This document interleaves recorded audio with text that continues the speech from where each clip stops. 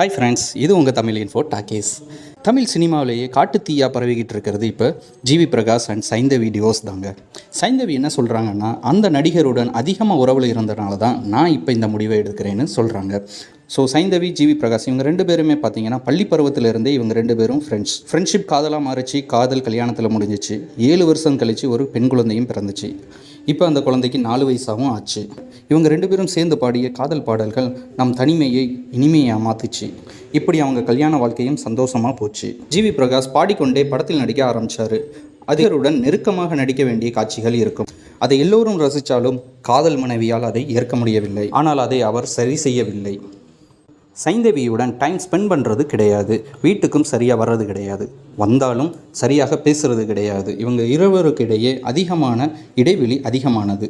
பாடகராக இருக்கும்போது எங்களுக்குள்ளே அவ்வளோ காதல் இருந்துச்சு. நடிகரானதுக்கப்புறம் எங்களுக்குள்ளே பிரச்சனை தான் அதிகமாச்சு.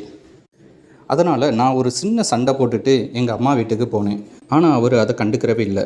நான் டிவோர்ஸ் நோட்டீஸ் அனுப்பினேன். அதை உடனே அவர் அக்செப்ட் பண்ணிட்டார். அதுலேருந்தே தெரிஞ்சிருச்சு அவர் மனசில் நான் இல்லை அப்படின்ட்டு. அவர் எப்படியாவது என்னட்ட திரும்பி வந்துடுவார் அப்படிங்கிறதுக்காக தான் நான் எங்கள் அம்மா வீட்டுக்கும் ஒரு டிவோர்ஸும் அனுப்புனேன். பட் அவர் இந்த மாதிரி பண்ணுவாருன்னு நான் எதிர்பார்க்கல அப்படின்னு சொல்கிறாங்க சைந்தவி. இதை தெரிஞ்ச ஏஆர் ரஹ்மான் ஜிவி பிரகாஷிடம் பேசி பார்த்தாராம்.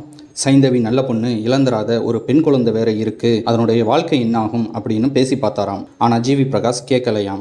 ஜிவி பிரகாஷ் ஏஆர் ரஹ்மானின் சொந்த தங்கச்சி மகன். அதனால் அவருக்கு ஜிவி பிரகாஷ் மீது அதிக பாசமாம். ஏஆர் ரஹ்மான் இந்துவாக பிறந்து இஸ்லாத்துக்கு மாறியவர். சைந்தவி என்ன சொல்கிறாங்கன்னா, என் மீது பாசம் இல்லாதவரிடம் வாழ்வதை விட என் தாய் வீட்டில் இருப்பதே மேல் என்று சொல்கிறார். ஆனால் ஒரு நல்ல காதல் கல்யாண ஜோடி பிரிவது எல்லோர் மனதையும் பாதிக்கத்தான் செய்கிறது. இவர்கள் பிரிவது பற்றிய உங்கள் கருத்துக்களை கமெண்டில் பதிவு செய்யுங்கள். நன்றி.